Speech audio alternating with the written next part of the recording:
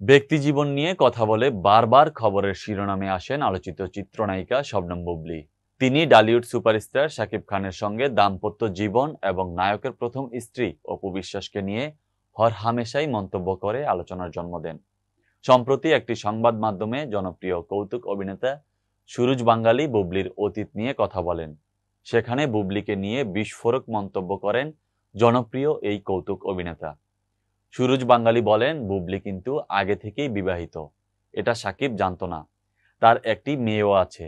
এটা পরে জানতে পেরে সাকিব তাকে এড়িয়ে চলছে।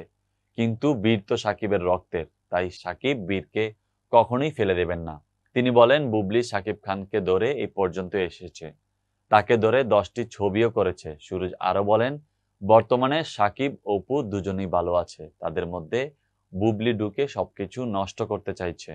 বুবলী চায় বীরকে দিয়ে সাকিবের সম্পত্তিতে ভাগ বসাতে। যেখানে সাকিব অপু এখন এক হয়ে গেছে, তখন তার এর মধ্যে নাক গলানোর দরকার কি? এদিকে ঈদ উপলক্ষে একটি টিভি অনুষ্ঠানে দেয়া এক সাক্ষাৎকারে বুবলী জানান, তিনি এখনো সাকিব খানের স্ত্রী।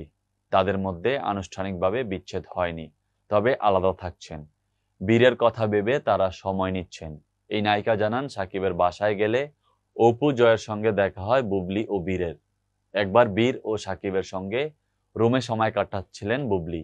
এ সময় জয়কে নিয়ে উপস্থিত হন অপু। শবনম বুবলী 2016 সালে বসগিরি চলচ্চিত্রে অভিনয়ের মাধ্যমে বাংলাদেশ চলচ্চিত্র শিল্পে তার অভিষেক ঘটে।